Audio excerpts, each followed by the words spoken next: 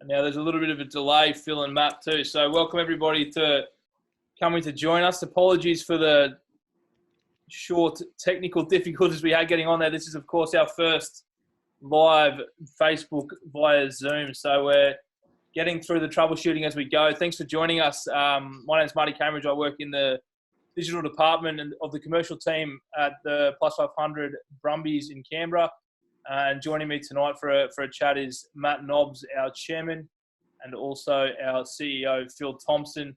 We had a number of questions come in over the past few days or weeks since we announced we were going to do this, and this is our second online forum, but the first one that's open to the wide web. Our first one was, of course, just a members-only one with Dan McKellar and Tom Cusack, and hopefully we'll go for tonight for about 40 minutes or so. We've had lots of questions, which we might not get through all of them. We'll do our best, and feel free to contribute to the conversation in the comments section throughout tonight's discussions.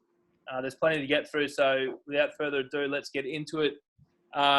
Phil, the first one, and it's one that we all want to know, and one that's close to a lot of our hearts, is when might we see the Plus500 Brumbies back on the field? Thanks, Marty, and thanks everyone for joining us online this evening.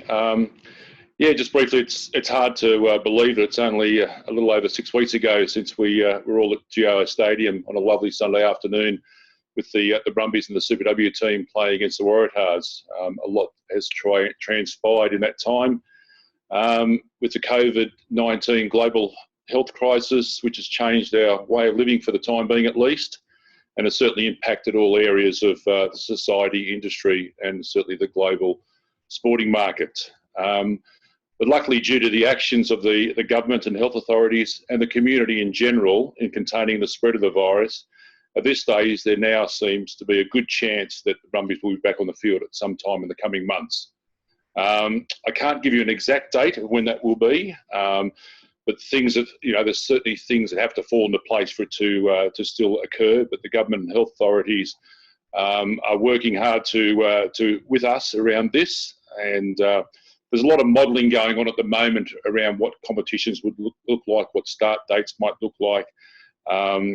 But it's an important thing that we as an organisation and as sport are ready to go when the government and health authorities give us the all clear. It's very complex setup in what we're trying to do, and our number one priority is the health and well-being of our participants and the community. So at this stage, I can't give you an exact date. We will have something hopefully in the next couple of weeks with a little bit more certainty. But all I can say this evening is that things are looking positive for something happening in the coming months. Yeah, excellent. I know the members, supporters, and the players and all of our staff too just can't wait to see the players out there playing, whatever that looks like when we get there. Matt, thanks for joining us as well. One coming through for you that's quite topical at the moment. What's happening at a Brumbies board level at the moment? What have your communications been with the governing body, Rugby Australia, and what sort of impact will last week's resignation of Raylene Castle have on the immediate future of the game? Okay, thanks, Marty. I suppose there's three questions within the one there. And firstly, I'll just address what's happening at a Brumbies board level. Obviously, with the coronavirus taking place at the moment, the board is meeting on a regular basis. To give you sort of an indication, we would normally meet probably 5 to 6 weeks, every 5 to 6 weeks. We're now currently meeting every 2 weeks, and then part of the board, we have an audit and risk committee, which obviously has a couple of board members on that, some of our staff and 2 external individuals. They're meeting and being updated on a weekly basis, meeting on a fortnightly basis, and obviously feeding the information into the board. So we're trying to get on top of financially where the organisation is at, and so that we can be as best prepared when this is all finished, that we can come out financially at the other end, be financially stable and sound. Communications with Rugby Australia. I suppose over a period of time, there's been a lack of transparency, but since this is the virus has taken place, that certainly has improved. The chairman of the Super Rugby teams are meeting via Zoom quite regularly. We've got a hookup tomorrow with the CEOs and Paul McLean. But the communication coming out of Rugby Australia has been really good. And then on to the that last part of the question was the impact of Raelene Castle's resignation. I think I said publicly last week that Raelene was a great supporter of certainly of the Brumbies, and we wish her all the best in her wherever she ends up, whatever endeavour she goes on to next. But I think she would probably admit it as well, there were certain areas of the business that probably she didn't get over the line, the broadcast deal being one of them. There was some actions from certain people during her tenure that probably didn't help her stay at that point. And I think there that rugby and the way it's been administered over a longer period of time, she had inherited a lot of it. But at the end of the day, maybe she didn't turn it around, and unfortunately she paid the price. But I think that with the immediate future of the game and the impact of her resignation, I think that what you'll see, or what you have seen certainly, is a new chairman will be appointed within the next month or two. I think Paul McLean's said that he won't go anything longer than the 31st of July. You've seen three new board members come on board who are in their own right very exceptional businessmen, have a proven record in the commercial space. And I think that the gentleman that seems to be on everyone's lips at the moment is Peter Wiggs, who's he's gone in there and he'll be looking after the solvency of the business. But if you do some research on Peter Wiggs, he started Archer Capital, which at one point was a $3 billion private equity company, and he's chairman of Supercars, which is a similar sized organisation as far as dollar turnover goes. And he's made a success of Supercars. So I'm extremely confident in the individuals that are now put their hand up and will be helping Rugby Australia. Yeah, thanks, Matt. That's really great insight. Very open and honest, and bigger and better things to come, no doubt, from Rugby Australia and a lot of sporting bodies after this COVID crisis, no doubt. Tomo, the other big one is the players. Of course, a lot of the questions tonight will be around the business and the organisation, but the players themselves, where are they at the moment, and how are they progressing with potentially a competition closer on the horizon now? Yes, Marty. As I said, it's 6 weeks since our last game. So after that Waratahs game, that the players headed off with the original competition being suspended for 2 weeks in groups of 5 away from Brumbies HQ, training by themselves, and that was due to happen for a couple of weeks until the competition was suspended indefinitely. Once the social distancing protocols were increased by the government, the players have been training in twos. Majority of the players have been in Canberra. There's been a few of them who have left and gone home to Sydney or Brisbane to be with family, but the majority of guys have been here training in Canberra in groups of 2. Currently, the players are on, as of Monday, have taken a couple of weeks active rest, is what we call it. So it's not annual leave; it's active rest, where they remain training, but no supervision or contact with the coaching staff. So they're staying fit, and then they'll look at coming back into our environment, hopefully, when we get some lifting of the stages to now enable greater numbers at training. I think the players have really missed the Brumbies environments. They're a very tight group, and they really enjoy coming into the HQ offices every day during the season, working with each other. they've probably struggled a bit because, when the season was suspended, the team was going very well. It was building quite nicely. We'd won 6 out of our 7 games, and the performance was showing that there was a positive season ahead of us with what remained. So that's disappointing from that side of things, but they're really looking forward to coming together as a group when the time's right and continuing that positive rugby that they were playing on the paddock when they get a chance. What this time has given a few of the injured guys an opportunity to recover, and we had a couple of guys with broken bones there towards when the season was suspended. So we had Scotty who'd missed a game with Scotty Seo missed a game with a broken hand, and Alan broke his forearm in the game against the Waratahs. And it looks like that both will be fit to play once we get back out on the field, so fully recovered from their injuries. And quite unusual for someone like Alan Alatoa, who's had the broken arm and probably won't miss a game of rugby, which is great for everyone. A couple of the other injured guys, which people might be interested in hearing about, they probably haven't seen much of this year, are Blake Enever and Jerome Brown. They both had ongoing leg injuries over those first 7 rounds, and both have recovered nicely now and are back into full training. So you should see them back out on the field when the team recommences playing. And then the other injured player was Tony Pulu, who got his opportunity on the wing against the Sunwolves down at Wollongong, scored a good try, and hurt his shoulder. So Tony's needs a shoulder reconstruction. He's been unable to have that during this period of time because of surgery being put on hold. So it's disappointing for Tony, who's had a really bad run of injuries over the last few years, that he won't be able to play for the Brumbies again due to that shoulder reconstruction. But when we get everyone back on deck here, I think we'll have 35, 36 fit players ready to go.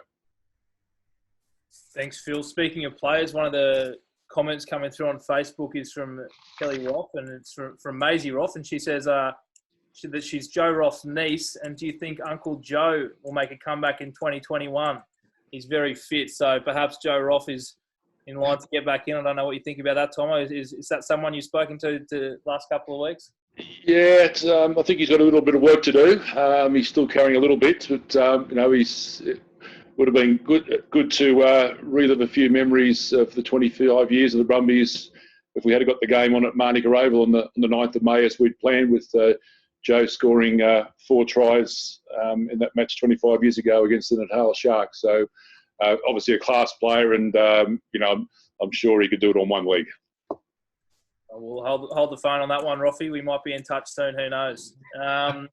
Phil, another one's come through from Milton Morrison of Bateman's Bay. Another really poignant question that we're all interested in as well. What light can you shed on what the Super Rugby competition might look like moving forward? Has there been a discussion to look to play the competition in time zones rather than in hemispheres? Yeah. Okay. Thanks for the question, Milton. First of all, just for the 2020 competition, so what we're looking at there is a domestic competition. Obviously, with the border restrictions, international travel restrictions, we won't be able to get Super Rugby back up and running as we know it. So what we're looking at is that domestic competition, which will more than likely involve the Western Force. And at this stage, the Sunwolves involvement is not confirmed because of as I mentioned, the border restrictions. But it looks like the Western Force will more than likely be involved in a domestic competition here. We're also doing a lot of work at the moment with SANZAR and our partners there around what the 2021 season will look like. There's obviously the border and travel restrictions which have to be taken into account when we're doing that modelling and planning. Super Rugby is a competition that takes in South Africa, Argentina, New Zealand and Australia, and there is a lot of cross-border travel there. So that is looking a bit unlikely for 2021 with the current state of where countries are with the COVID-19. So we definitely are looking at the potential trans-Tasman competition, which would involve teams playing in our time zone here, with potential an Asia connection, and that's certainly one of the things that we're we're modelling at the moment. There's a number of different sort of scenarios that we can look at there. It's a very complex thing to look at with the SANZAR arrangement, but I think it's probably a good time to look at some change, and the situation that everyone in may force that change. And I think it could be an exciting time for everyone to get really back involved in rugby through, as the question from Milton was, rugby being played in the time zones that we're in. Yeah, I know it was great to be able to watch the World Cup in Japan at some great times for a lot of Australian supporters and people living over here. So yeah, definitely. Where that lands. Matt, another one for you, please, mate. This time from Life member Brian Lenthal of Fraser. What lessons are we learning throughout this period to position our own union to be more economically sustainable in the future? Thanks, Marty, and thanks to Brian. As you said, a life member of the union. Always up for a chat, Brian, and a keen student of the game. Lessons we're learning. I don't think that we're learning too many lessons at the moment. I think we'd already learnt the lesson, and that's pretty much the way our model works. Our funding model works for the organisation is that we rely on a certain number of buckets to exist, and that's obviously the broadcast money, our members and our supporters, and bums on seats, meaning the crowds at our games, and our sponsors, and obviously the ACT government. That model to a certain extent is broken, unfortunately, and for us to be economically viable as an organisation, we've got to find other buckets of income. And I remember years ago I had a conversation with a gentleman called Simon Pearce, who is a director on the board of Manchester City, which in turn own Melbourne City and I think the New York soccer team. Very knowledgeable sort of guy in that sort of space, and he sort of said, well, you've got to find other buckets, and whether that's going down the road of streaming, of digital, or of private equity, which is something that as a board and the organisation, we've kicked that can around a fair bit. But I think with what's happened over this period of time, that is probably a serious conversation that we will have to have moving forward. Always a difficult one, because obviously with private equity, there's a loss of ownership. But I think it's, as an organisation, if we are to survive and buck the trend, I think that that discussion on private equity and private ownership is one that we must have. Certainly a time when, nothing's off the table. We've heard a few people say that in different areas and in different industries over the past 2 months or so. So we'll be. And Marty, I'll also make the comment that we've also got to look at partnerships. Whether there's an opportunity for us in Asia to partner with someone up there. It's probably a good fit. It opens the door for us to get into other markets as far as sponsorship go. It's very hard being in Canberra, where we don't have that commercial, those commercial big hitters. But the one thing that we do have, which is a reflection on the organisation over a long period of time, is we've built a really good brand. On the field we're a very strong brand. Off the field we're a strong brand, and that will moving forward. That's certainly going to help. Yeah, you never fail to see Brumbies jerseys, no matter where the team's playing around the world. That's for sure. It's a strong international team that's known, throughout the international rugby scene. That's for certain. Heading back to you, Phil, a question from Robert Ogilvie and Mitchell. With Australia possibly being one of the places in the world where sport may return the earliest post-COVID-19, do you see this as an opportunity to grow both the code of rugby union and also the Plus500 Brumbies support internationally. And I guess that ties in really well with what Matt just had to say. Yes, thanks for the question, Robert. Just on that point you made, Marty, about the Brumbies jersey, I got a message sent through from a friend last night who was watching an episode of Hinterland, which is a series, and there's a guy with a very thick Welsh accent playing a role in that, and he was sitting at a bar wearing a Brumbies jersey. So, yes, it's the jerseys are seen all over the world. It does look like Australia is going to be one of the countries where sport returns sooner than later, and probably earlier than some other countries. As we've discussed, Brumbies already have a very strong brand internationally. From the very early days of the Brumbies, when we went on a development tour over there in the off season of 97. We played 5 games over in the UK, and I think just the way the team played rugby in those early days of the Brumbies, the following has really continued over there. So yes, it is a strong brand that we've got, and with rugby up and playing and being viewed by potentially a lot of people in the Northern Hemisphere, I think we've got a great opportunity there to continue that exposure and ensure that the brand stays at the forefront of people's minds. We actually do have an international membership category and part of our membership packages, and I think we'll be pushing that strongly out there if we do get up and running before a lot of other sports overseas to try and capitalise that. But any opportunity that we can get to push the Brumby brand overseas and internationally, we'll certainly be doing that. Yeah, excellent. We just got a message there from Samantha Perrott, who has obviously seen Hinterland.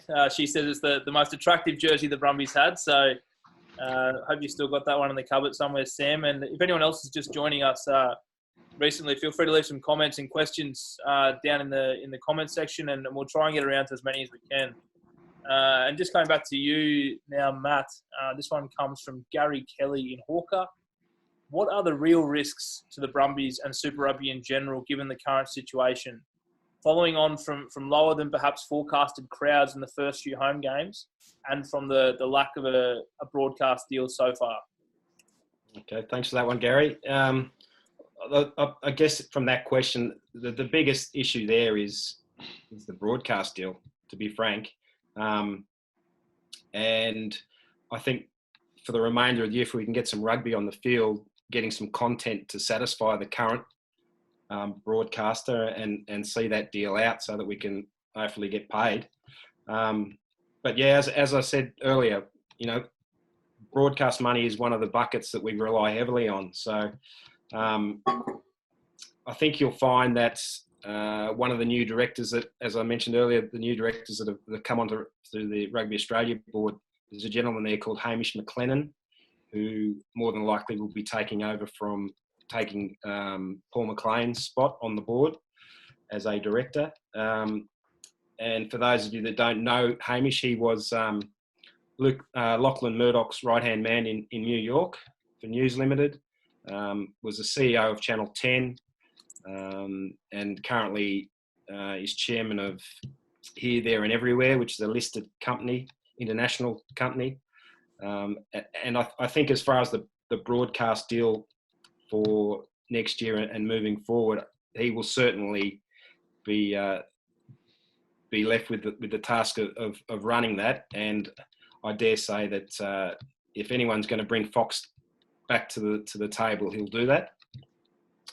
On our lower than forecast crowds, I mean, I felt for the organisation. We've had an unprecedented couple of months with certainly with the weather, bushfires, 40-degree heat. We had a hailstorm, electrical storms that all impacted on the crowds that we were trying to attract. But the team had done a tremendous job in getting a family feel to the games and trying to win that community spirit back. And it was definitely trending upwards. And unfortunately, we were hit with the virus and all our momentum has of course stopped. But I think Phil might have something to add on that as far as statistically where we were with our numbers and and how we turned certainly a trending downward spiral of crowds. Yeah. After those first 4 home games, surveys have been conducted by Rugby Australia through an independent agency for all the Super Rugby sides, and the satisfaction rating from the people who attended our home games was at 93%, and last year it was down around 70% and probably a little bit lower. So that's a good indication to show that, as Matt mentioned, the hard work that the organisation has done is to put on a good game day experience was one of the things we really focused on, just trying to enhance that game day experience, have a more family-friendly orientated day, is really starting to pay off. And on top of that, the team was playing good football too. But the feedback we've got was, people were enjoying coming to the games, and we were really hopeful that was going to, just spread throughout the community. Word of mouth was going to get people back to rugby to watch a team playing well, but an experience where people could walk into GIO stadiums, know they were at a Brumbies game, and enjoy the environment there. That's what we wanted to make sure people were enjoying the experience of rugby. When we get the opportunity, we'll be continuing on with that work and making sure that we make it a great experience for people to come to the rugby. But that's, just one of those cards that we've all been dealt, and we just got to deal with it. But some really positive stuff there for us for the future to build on. Thanks, Phil. And this one sort of, I guess, comes off the back of that one. It's a question that came in from Declan Mitchell in Barton. And what, just I guess, a question he's interested in, and something for curiosity's sake, but what demographics are attending the games at GIO Stadium for the most part?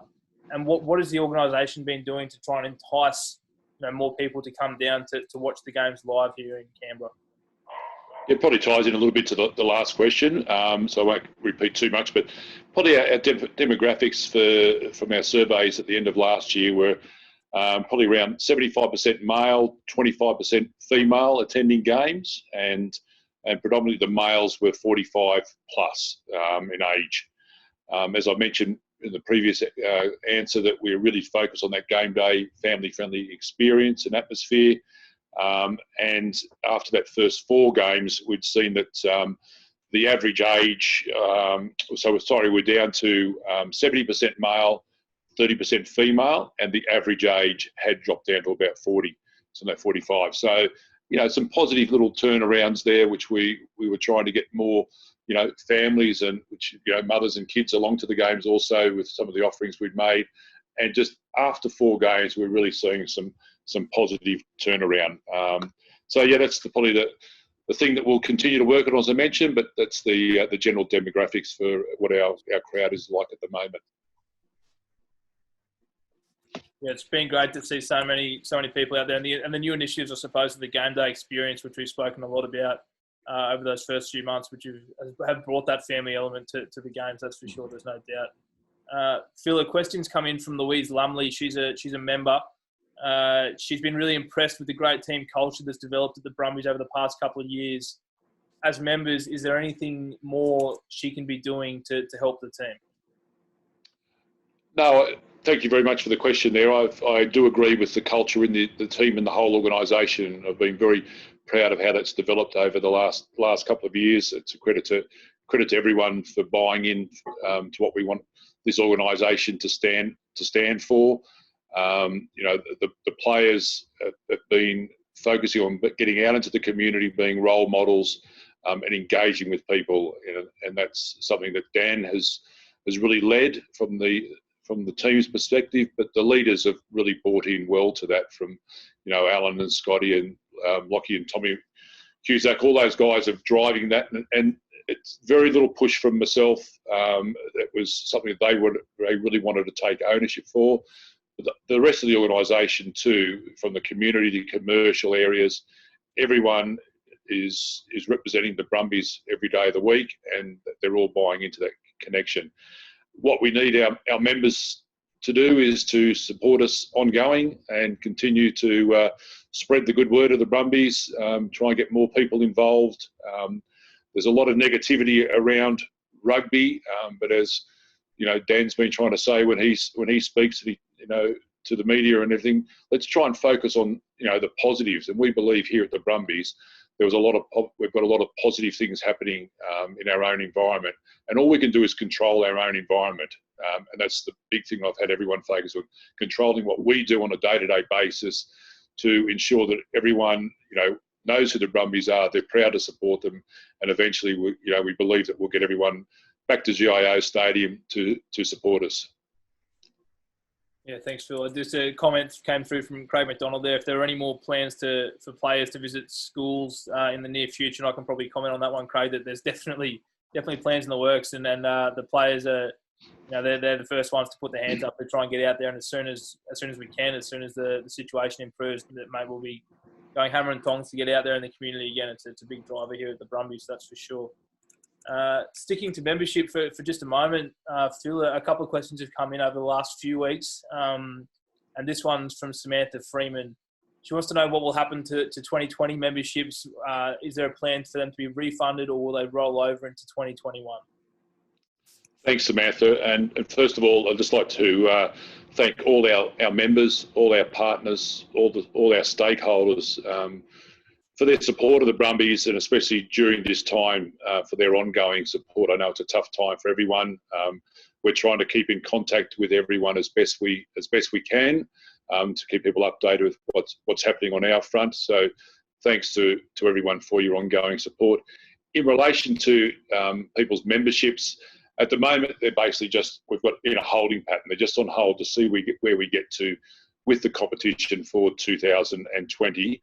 And then to see, if games recommence, if the games at some stage may have crowds to them. We just don't know the answers to these things at the moment. So what we'll be doing is we'll continue to communicate with our members around this. Once we know for sure what the situation is around crowds at games, we'll be speaking with our members, and we'll certainly be communicating to our members if they would like a refund for 2020. We'll certainly facilitate that, but also we'll look at what the options are for 2021. So as I said, it's just a bit of a holding pattern at the moment. Thank you everyone for your patience, but as soon as we know more in the coming weeks and months, we'll be able to finalise what those arrangements are. Yeah, we often say it, but we really do have the best members and best supporters of not just the Super Rugby competition, but probably Australian sporting organisations as a whole. I'll steal another one coming through for you here, Phil. Plenty of questions tonight, and if you have any other questions or anything you'd want followed up or comments, please leave them in the comment section. And as I said before, we'll try and get to as many as we can tonight with our CEO, Phil Thomson, and Chairman, Matt Nobbs. Phil, a question on community rugby. There's been a couple of comments in the section 2. Where is the organisation at with getting a start date for the community rugby programs? I guess this includes competitions like John O'Dent Cup and those other ones throughout our region as well. Yes, Marty. There's a lot of work's been done on the community front also. We've spoken about the professional side of things and the Brumbies and Super Rugby tonight, but the community is a massive part of what the Brumbies organisation is. We are a community rugby organisation with a professional team, and we don't forget that. And we cover a very large region of rugby area, and led by the Deputy CEO and General Manager of Community Rugby, Craig Legsberg, and his team. They're working with Rugby Australia and other stakeholders and other states and territories around the rugby of the community rugby returning to train and play at some stage.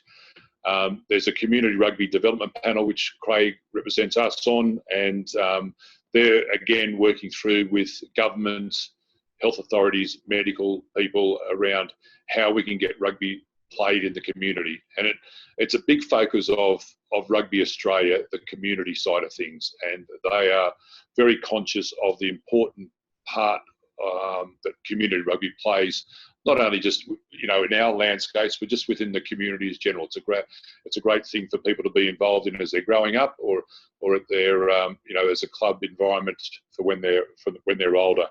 So a lot of modeling's going on. It's a bit like what I said with the Super Rugby. Over the next couple of weeks to a month, we'll be able to make some more announcements around that. Once the the cabinet sort of national cabinet meet around that 10th, 11th of May, I think we'll have some more certainty around the community side of things. A couple of the other states have come out and given some dates. We won't do that at the moment. We want to work with the ACT government and the health authorities before we put any dates out there. But we're meeting regularly with the premier clubs here in Canberra, Monero, Southern Inland, South Coast, all those sort of areas that we cover to keep them updated, and our competition people are modelling up what competition structures might look like. So very positive around that too, that we can get something going in the coming months for everyone. Yeah, fingers crossed, that's for sure. It'd be great to not only see the Plus500 Brumbies running around again, but the community and club rugby programs up and running as soon as possible. We'll let you off the hook there, Phil. We'll go back to Matt here. Matt, this question comes up a lot, and it's been brought up again in the comments tonight. Where are we at with the potential of a new stadium being built in Canberra and potentially one in Civic? And Phil, if you do have any comments too, feel free to chime in. I know it's something that member supporters are keen for, and a lot of discussion around the dinner tables in Canberra.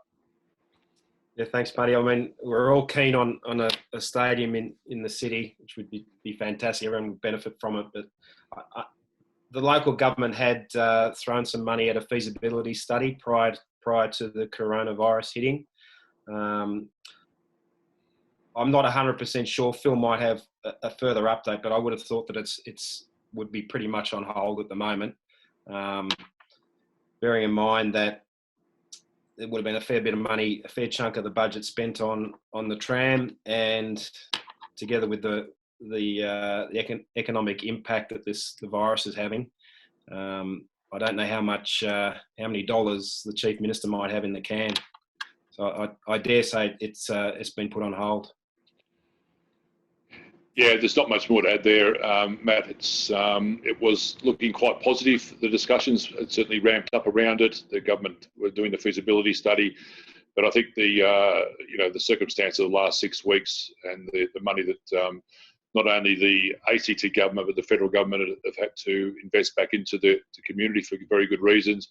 I think that the stadium will go onto the back burner for a little while at least until this is all sorted out. So we won't be pushing that which was pretty high on our agenda with the government previously, and they'll probably sick of us asking the question. But at the moment, I think there's a lot more important things in the community to worry about. Yeah, no doubt at all. Hopefully we see it at some point. But like you said, Phil, priorities have been reshaped a little bit, especially in the last few months, that's for sure. Well, that's we've gotten through all the questions that we had sent in from our members and our supporters. So our 40-minute time limit's coming up here on Zoom too. So we'll have to tie it up there. We really appreciate you all dialing in on your Wednesday evening and spending some time with us, and hopefully you got something out of it. And thanks to Phil and Matt too for your honesty and openness in answering some questions that aren't always easy to answer, especially at a time like this. So we'll look to do some more of these sort of things again with different sort of people, and hopefully we'll be back on the field playing footy again soon. That's the plan. And I guess lastly, just thank you for your support and ongoing and beforehand. So thanks for your support, and we'll see you all again soon. Thanks, Marty, and thanks everyone for coming online and your ongoing support. Stay well and stay safe. Thank you very much. Yep, thanks very much, Marty. I just echo those words from Phil. Everyone stay safe, and again, thank you all for your support.